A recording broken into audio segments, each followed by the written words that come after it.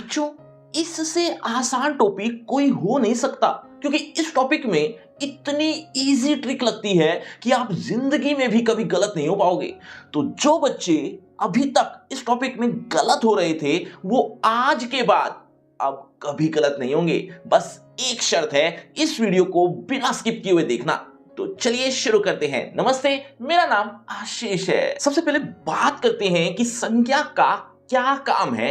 अगर संज्ञा ना हो तो क्या बिगड़ जाता, आइए समझते हैं। मान लो एक क्लास में एक नाम के दो बच्चे हैं, जैसे सुनील नाम के एक क्लास में दो बच्चे हैं। कोई टीचर सुनील का नाम बोलकर ये कहे कि सुनील आप खड़े होकर पाठ पढ़ना शुरू कर दो, तो दोनों सुनील कंफ्यूज हो जाएंगे कि टीचर किसको पाठ पढ़ने के लिए कह रहे हैं। अब आप सोचिए कि एक क्लास में एक नाम के दो बच्चे होने से प्रॉब्लम हो रही है, तो अगर सभी बच्चों के नाम सुनील होता तो, इवन टीचर का नाम भी सुनील होता तो, यहां तक कि वस्तुओं के नाम जैसे बेंच, बैग, दरवाजा, बाइक, कार, हर किसी का नाम सुनील होता तो कितनी प्रॉब्लम आती। कोई ये कहता कि सुनील पर बैठकर बाजार से सुनील ले आओ, तो सोचो समझ ही नहीं आता कि बात किसकी चल रही है। इसीलिए सबको अलग अलग नाम दिए हैं ताकि कोई प्रॉब्लम ना आए। नाम को ही संज्ञा कहते हैं, जैसे घोड़ा, लड़का, पर्वत, हम सब के नाम ये सब संज्ञाएं ही हैं। क्या आपकी क्लास में कभी भी एक नाम के दो बच्चे रहे हैं? अगर रहे हैं तो एक बार उनके नाम जरूर कमेंट करना। देखना चाहता हूं कितने बच्चों के साथ ऐसा था। जैसा कि आपको अभी बताया कि संज्ञा बहुत सारी होती हैं, लेकिन इनको 5 भागों में बांटा गया है, जो आप सामने देख ही रहे हैं। कुछ जगह पर आप 5 की जगह 3 भेद भी पढ़ोगे और अक्सर बच्चों को कंफ्यूजन रहती है कि संज्ञा के 5 भेद होते हैं या 3। तो आज आपकी ये कंफ्यूजन भी दूर हो ही जाएगी। लेकिन उससे पहले इन सबको एक ट्रिक के माध्यम से समझो। सबसे पहले बात करते हैं जातिवाचक संज्ञा की। जातिवाचक संज्ञा की एक ट्रिक है, ध्यान से सुनो। एक जैसी दिखने वाली चीजें अगर बहुत सारी हैं और हम उन्हें एक नाम से ही उसे जानते हैं, जैसे मान लो पंखा, मेरे कमरे में एक पंखा लगा हुआ है, किसी दूसरे कमरे में भी पंखा लगा है, ऐसे ही आपके घर में भी पंखा लगा होगा, आपके पड़ोसी के घर में भी पंखा लगा हुआ होगा। दुनिया में जितने भी पंखे हैं हम उन्हें पंखा ही कहते हैं। मतलब एक जैसी दिखने वाली चीजें अगर बहुत सारी हैं और उनको अगर हम एक नाम से ही पुकारते हैं तो वो सारी चीजें जातिवाचक संज्ञा में ही होती हैं। जैसे दरवाजा, अब दरवाजा कोई एक तो है नहीं, दुनिया में ना जाने कितने दरवाजे हैं, उन सब को हम दरवाजा ही कहते हैं। इसी तरह से साइकिल, कूलर, पतंग, घड़ा, लड़का, ये सब क्या है? ये सब के सब जातिवाचक संज्ञा में आते हैं। ऐसे ही जानवरों और फलों के नाम भी, जैसे शेर, कुत्ता, बिल्ली, हाथी, आम, अंगूर, सेब, केला, ये सब के सब जातिवाचक संज्ञा ही हैं, क्योंकि ये कोई एक नहीं है। जैसे सेब, अब सेब तो बहुत सारे हैं और हम उनको एक ही नाम से जानते हैं, यानी सेब ही कहते हैं, इसीलिए ये भी जातिवाचक संज्ञा में ही आएगा। तो बच्चों, आपको समझ आ गया होगा जातिवाचक संज्ञा। अगर आ गया तो कोई 2 शब्द कमेंट में लिख दो, जातिवाचक संज्ञा के ही होने चाहिए। देखना चाहता हूं कितने बच्चे समझ गए। बस एक बात का ध्यान रखना, ये जो आप जितनी भी चीजें देख रहे हैं इससे कोई 2 अलग होने चाहिए। अब बात करते हैं व्यक्तिवाचक संज्ञा की। जब हम किसी का नाम रख देते हैं तो उसे व्यक्तिवाचक संज्ञा कहते हैं। एक एग्जांपल लेते हैं, जैसे बच्चा। अब बच्चे तो बहुत सारे होते हैं, इसीलिए बच्चा शब्द तो जातिवाचक संज्ञा में आएगा। लेकिन बच्चे का अगर नाम रख लिया जाए, मान लो दीपक रख दिया, तो दीपक शब्द व्यक्तिवाचक संज्ञा में आएगा। ऐसे ही पर्वत, अब पर्वत तो बहुत सारे हैं, लेकिन अगर पर्वत का नाम रख देते हैं, जैसे मान लो हिमालय है, तो हिमालय शब्द व्यक्तिवाचक संज्ञा में आएगा।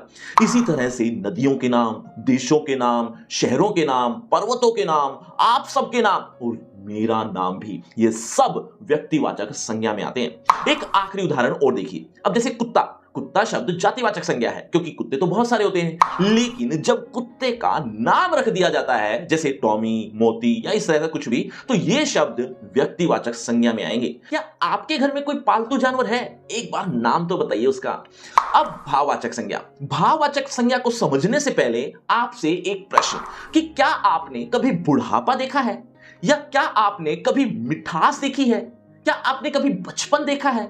इन सब में से आपने कोई एक चीज भी देखी है? और अगर आपका जवाब हां है तो आप गलत हैं, क्योंकि इनमें से एक भी चीज कभी भी देखी नहीं जा सकती। क्योंकि इसको हम महसूस कर सकते हैं, और जो चीजें हम देख नहीं सकते सिर्फ महसूस कर सकते हैं, ऐसे शब्द भाववाचक संज्ञा कहलाते हैं। हम बच्चा तो देख सकते हैं लेकिन उसके अंदर का बचपन नहीं देख सकते। हम बूढ़ा व्यक्ति तो देख सकते हैं लेकिन उसके अंदर का जो बुढ़ापा है वो नहीं देख पा रहे। हम मीठा तो देख सकते हैं लेकिन उसके अंदर की मिठास ये तो हमें खाकर ही समझ में आएगी ना। तो ऐसे सभी शब्द जो महसूस होते हैं, जैसे बचपन, मिठास, बुढ़ापा, क्रोध, अहंकार, घृणा, ये सब क्या है? ये सब भाववाचक संज्ञा ही है। इन सब को हम देख नहीं सकते। ये चीजें जिनके अंदर होती हैं वो उनको महसूस करता है। एक बात और ध्यान रखना कि ये सब जितने भी आप देख रहे हो ये सब आंतरिक भाव हैं। इन सब को हम महसूस करते हैं, देख नहीं सकते। तो इसका मतलब ये नहीं है कि किडनी, फेफड़े, जो ये हम इसको भी नहीं देख सकते, तो ये सब भाववाचक संज्ञा में नहीं आएंगे। ये चीजें बेशक हम नहीं देख सकते लेकिन ये सब हमारे आंतरिक भाव नहीं है।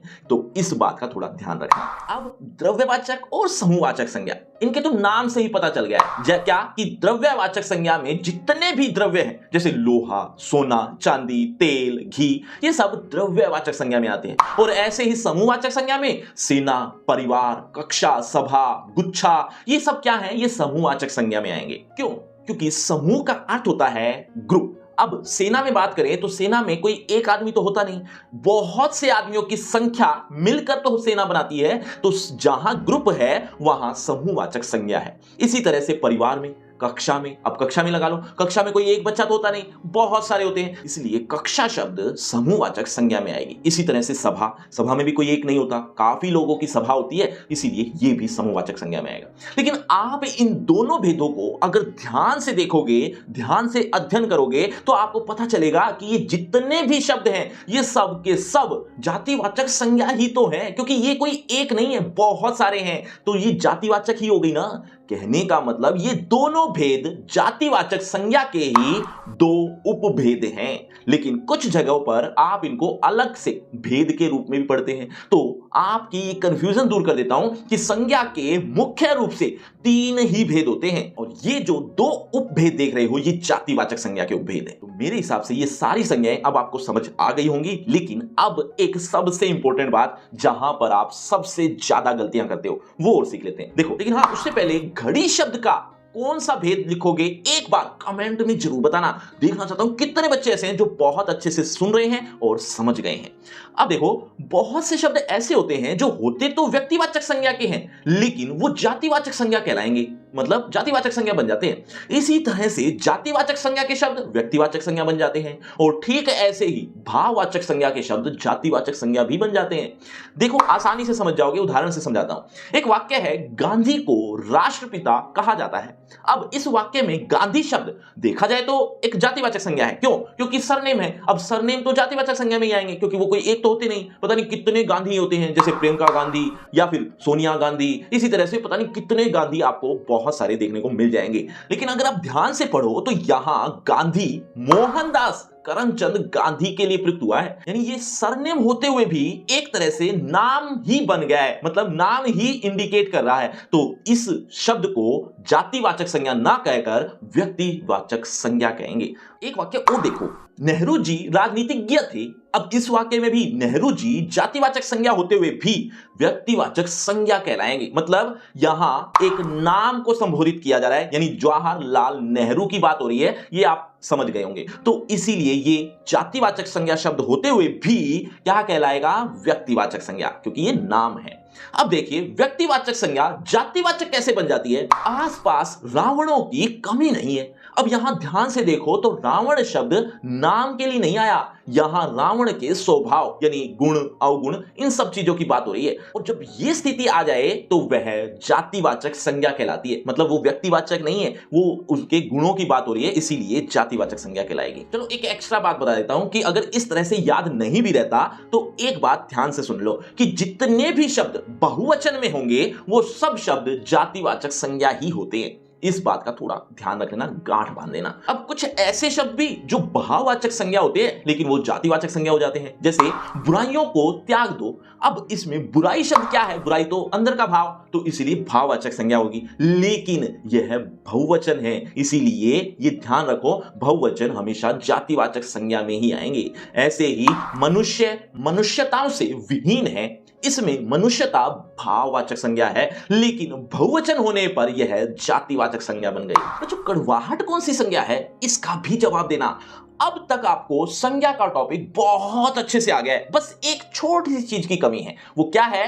प्रैक्टिस। अगर आप थोड़ी प्रैक्टिस कर लें तो और अच्छे से आप इसके आंसर लिख पाओगे या परफेक्ट हो जाओगे। अब ये प्रैक्टिस कहां से करनी है? डोंट वरी बच्चों, आपकी प्रैक्टिस के लिए ढेर सारे एग्जांपल, इजी एंड हार्ड दोनों तरह के एग्जांपल्स आपके लिए लेकर आया हूं, और वो मिलेंगे आपको डिस्क्रिप्शन बॉक्स में। सबसे ऊपर डिस्क्रिप्शन बॉक्स में एक फ्री क्रैश कोर्स के नाम से लिंक मिल जाएगा, जहां पर आपको ढेर सारे एग्जांपल्स देखने को मिल जाएंगे, और इसी पेज पर यानी इसी लिंक पर आपको अदर टॉपिक्स भी देखने को मिल जाएंगे, अगर आप ट्रिक के साथ वो भी अच्छे से समझना चाहते हैं तो। लेकिन अभी आपका एक छोटा सा टेस्ट होने वाला है। इस टेस्ट में मैं देखना चाहता हूं इस टॉपिक को आपने कितने अच्छे से समझ लिया है। तो आप अगर तैयार हैं तो आप देखें जरा किसने कितना बढ़ा। पहला प्रश्न आपकी स्क्रीन पर ये रहा। कौन सा शब्द जातिवाचक संज्ञा नहीं है?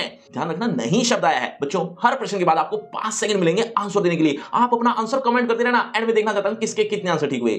देखो, कौन सा शब्द जातिवाचक संज्ञा नहीं है? ऑप्शन ए जवान, बी बालक, सी सुंदर, डी मनुष्य। आपके 5 सेकंड। 5 4 3 2 1 0। सही उत्तर ऑप्शन सी सुंदर। चलिए बच्चों, अगले प्रश्न की तरफ। अगला प्रश्न, सुंदर शब्द की भाववाचक संज्ञा होगी, क्या होगी? ऑप्शन ए सुंदरी, बी सुंदर, सी सौंदर्य, या डी सुंदरता।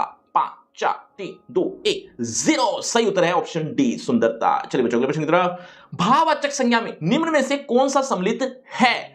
इस बार पूछा है, नहीं आया हुआ। चलिए ऑप्शन ए पुस्तक, बी स्कूल, सी सुख, या डी बच्चा। 5 4 3 2 1 0। सही उत्तर है ऑप्शन सी सुख। चलिए बच्चों, अगले प्रश्न की तरफ। अगला प्रश्न, निम्नलिखित में से कौन सा शब्द व्यक्तिवाचक संज्ञा नहीं है? ऑप्शन ए दिल्ली, बी कमल, सी बच्चा, या डी मोहन। 5 4 3 2 1 0। सही उत्तर ऑप्शन सी बच्चा। तो बच्चों, ये है आपका रिपोर्ट कार्ड, ध्यान से देख लीजिए, पढ़ लीजिए, और हाँ, आपके टोटल मार्क्स कितने हैं ये कमेंट करना मत भूलना। और आपकी क्लास से रिलेटेड एक फ्री क्रैश कोर्स आ गया है जो बिल्कुल फ्री है। इसमें आपको एक ही पेज पर आपकी क्लास से related A to Z syllabus एक ही जगह पर देखने को मिल जाएगा, आपको कहीं भी भटकने की जरूरत नहीं पड़ेगी। तो इस लिंक को जरूर क्लिक कर लेना, जो लिंक डिस्क्रिप्शन बॉक्स में सबसे ऊपर मिल जाएगा। और अगर आपको मुझसे पर्सनल बातचीत करनी है तो सभी सोशल मीडिया के लिंक डिस्क्रिप्शन बॉक्स में आ जाइए, बातचीत करते हैं। शुक्रिया, धन्यवाद।